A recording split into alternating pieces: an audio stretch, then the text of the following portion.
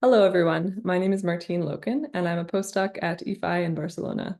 And today I'm going to be talking about this study of the anisotropic relationships between different matter components in filaments and superclusters that we've conducted with the ACT and DES collaborations. So superclustering, referring to the tendency of matter to coalesce into extended anisotropic filaments and superclusters, is a very characteristic feature of the cosmic web. And as we see here in these two images, it varies with cosmology. Now, this type of clustering is traceable, of course, by many different types of signatures. So the dark matter density shown at top here in the illustrious TNG simulation is mirrored quite well by the gas density shown next, as well as the stellar mass density in the middle there, gas temperature, and in the lower parts, the X-ray luminosity. So in theory, there are all these different ways to trace out this structure. But in practice, it's a bit harder than it looks in simulations. And that's because such a large fraction of the baryons are in this really difficult to observe state in the warm-hot intergalactic medium. The kind of baryons that we're so familiar with observing, the gas and stars and galaxies, and in the intercluster medium, and even in the circumgalactic medium, so far only seems to make up about 20% of the known or expected baryon content in the late universe. And it seems that the rest is in this intergalactic medium. And of that, a large fraction is in this warm hot state between about 10 to the 5 and 10 to the 7 Kelvin, which is due to its hot nature possible to observe. And the way to observe it is through the thermal Sunyaev-Zel'dovich effect. There are some other methods as well, but right now this is one of the most accessible, which traces both the gas density and the gas temperature simultaneously. So it's sensitive to that warm hot gas as well as the really hot gas in massive galaxy clusters. So it's a foreground effect in CMB maps. And so we can observe this in maps from the Planck satellite or more recently from ACT. And in this study, we're interested in comparing the distribution of that gas with what we actually see from weak lensing data, which is mapping all matter, but mostly dark matter, and also what we see from optical galaxy positions as studied in the dark energy survey. And so the goals of this work on the short term are to measure the anisotropic gas distribution relative to these other matter components by doing basically oriented cross correlations. But in the long run, what we'd really like to do is cosmological inference with oriented superclustering, which will help us be sensitive to more details of the cosmic web than what we access through the power spectrum. So getting into the details of the data, the recently released ACT Compton Y maps are a really amazing advancement in our studies of the thermal Sunyaev-Zel'dovich effect. So here I'm showing the previous Planck Y maps, which were the state of the art. And we can see now with ACT's higher resolution that we, for the same patch of sky, are able to pick out a lot more features with lower noise and much higher resolution. So if I flip back and forth, you can probably see the same features, but a lot more bright clusters pop out, and you can see things come into much more crisp vision. So this is thanks to the work by Will Colton, Matt Matavachirel, and many others in ACT, and these maps are now publicly available on the NASA Lambda site.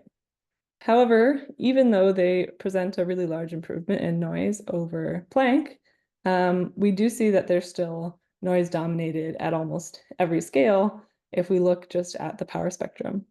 So that can be seen on the left here in the blue and orange curves. This is the power spectra from this ACT-Y map made through two different techniques.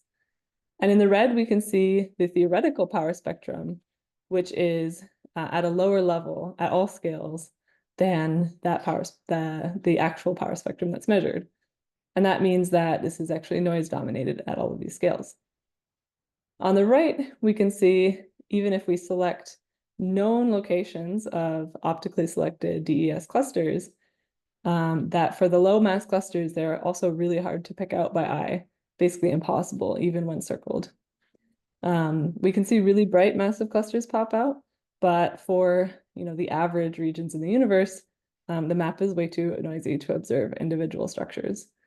And so we have to make use of statistical techniques using external catalogs to actually extract physical information here. Luckily, we have really good overlap between DES and ACT.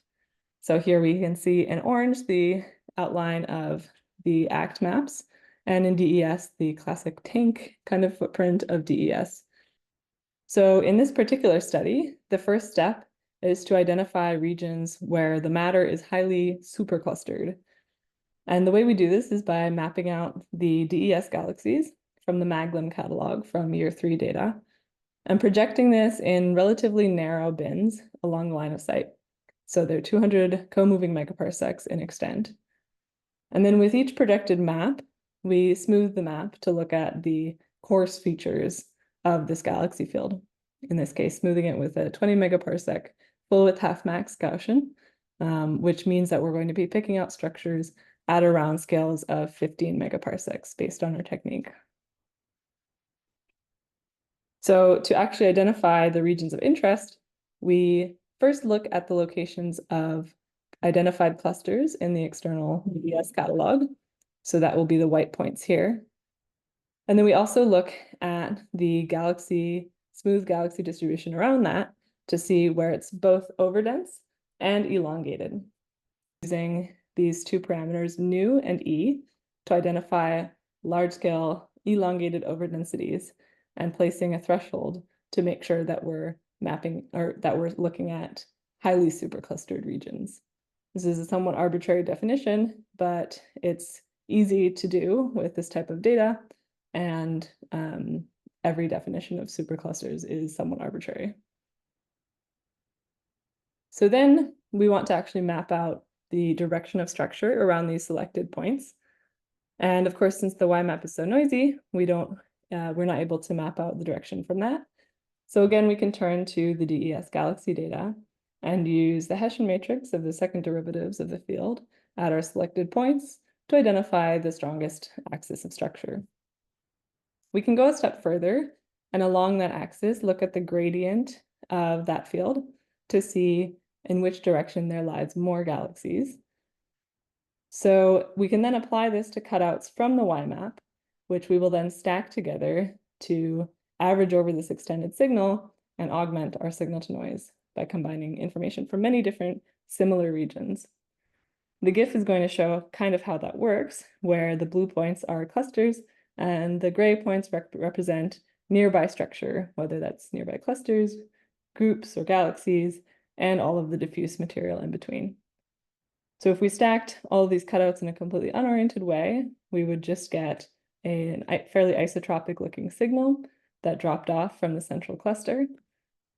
But if we use the information that we found to first rotate each image, and then also find the gradient in the way that I described using the galaxy map, use that to flip images where the gradient is facing opposite the others, and then stack all of them in alignment, we're going to get stacked images where the structure is preferentially aligned along the horizontal and towards the right of the image.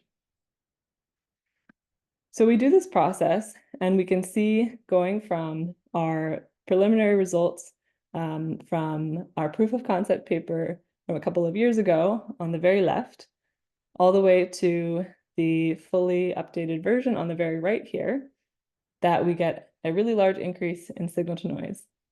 And the biggest impact there was really expanding the footprint of the ACT-Y map from its much smaller coverage from DR4 to its much larger coverage in data release 6.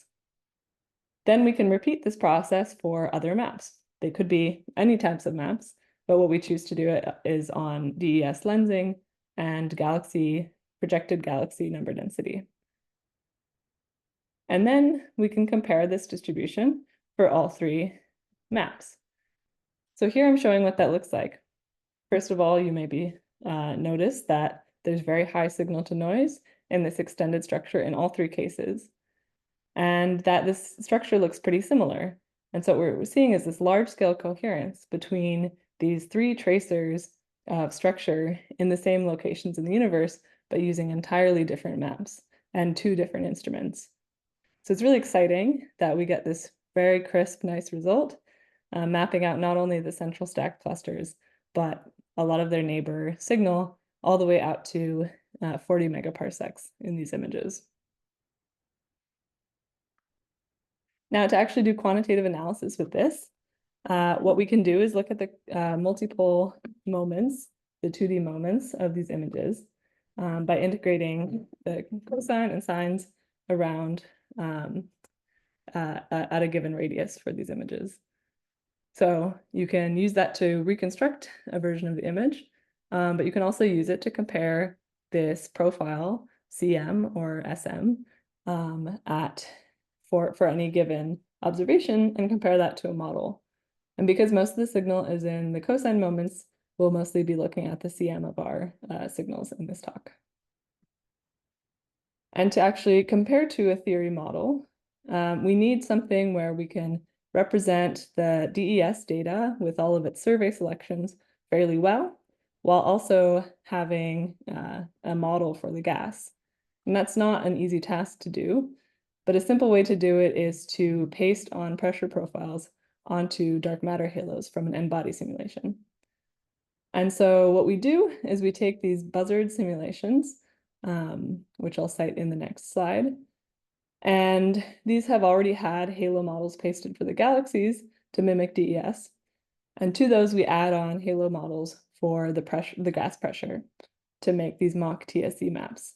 This is assuming the pressure is always isotropic around each halo, which is, definitely an approximation, but it's a rapid way to make a model prediction for this extended structure. So first of all, for the galaxies alone, we can look at the accuracy of the halo models that went into these simulations. So we're going to look both at Buzzard from 2019 and also its successor called Cardinal, which included a lot of updates and improvements in the way that the color-dependent clustering was assigned to halos. And by doing this, we can then compare to our observations. And here we're going to see the results where the y-axis shows the amplitude of the cosine components for m equals 0, 1, and 2. The two columns are two different redshift bins, and the x-axis shows the distance from the stack center of the stack that we're looking at on the upper left. So you can see the real results from observations in blue. And then going from Buzzard in gray to Cardinal with all of its updates and improvements in orange, we can see that in many cases, Cardinal shows a really great improvement. However, there are still some inconsistencies remaining. So clearly there may still be some remaining difficulties in assigning the galaxies to halos. But we do see that for some moments in redshift bins, the predictions from Cardinal are fully consistent with observations, which is very exciting. And it allows us then to get more information out of just the gas modeling alone. So on that front, with the TSE, we're going to test some details of the halo-based pressure profile prescriptions. And in particular, this work from 2022, ACT, TSC, cross-DES lensing, they studied two models, both this standard generalized NFW profile with parameters from this set of hydrosims from Battaglia 2012, and then also a break model, which uses the same approach, but depletes the pressure for lower mass halos to try to mimic the effect of AGN in some simulations. So as you can see from that break model in purple, those were the best fit results, and those match with this OWL's AGN depletion of low mass halo pressure. And so it seemed like the data was preferring that type of model. So what we do is make two maps, one using this kind of standard model and the other using that version with depleted low mass halo pressures. And we can see between these two maps, looking from the top to bottom, that there's missing TSC signal in the lower map from applying that break model. And so we're going to compare this to our observational results to see which one better matches the extended signal that we're studying in this work. So we're going to do that multipole decomposition of this stack now. And these are the preliminary results.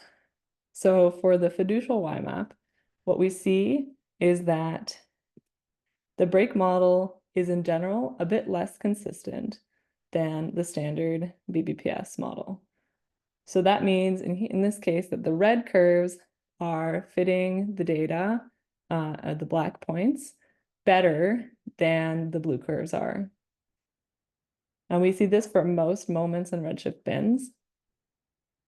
And we also see that in some cases, the simulated result is a bit low compared to the data for both models.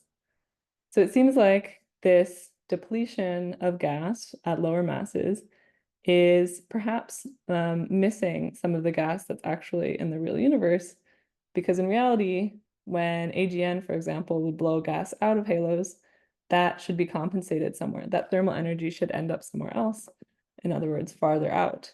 But in this model, that's not being included. And so when we're looking at extended structure, perhaps we're missing some Y signal from that would end up more in the filaments and farther away from halos. But in general, we see that the models actually do a decent job at predicting what we see in observations. So in conclusions, I've shown that the oriented stacking of this recent released ACT+TSE data in combination with DESY3 is able to measure the relationships between dark matter, the gas thermal energy, and the galaxies in a novel way, looking at the anisotropic relationships in filaments and superclusters. And we see in general that this large-scale shape of structure is very coherent between the different tracers, not only when looking qualitatively, but also quantitatively.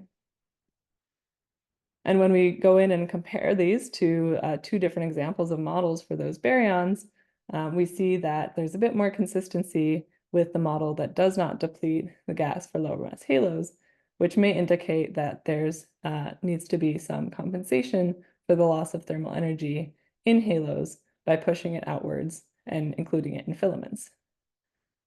These are preliminary results at the time being, but please stay tuned for our results paper, which will be out soon, in which you can see some more details of some caveats that I haven't had time to mention in this talk, such as the impact of the cosmic infrared background.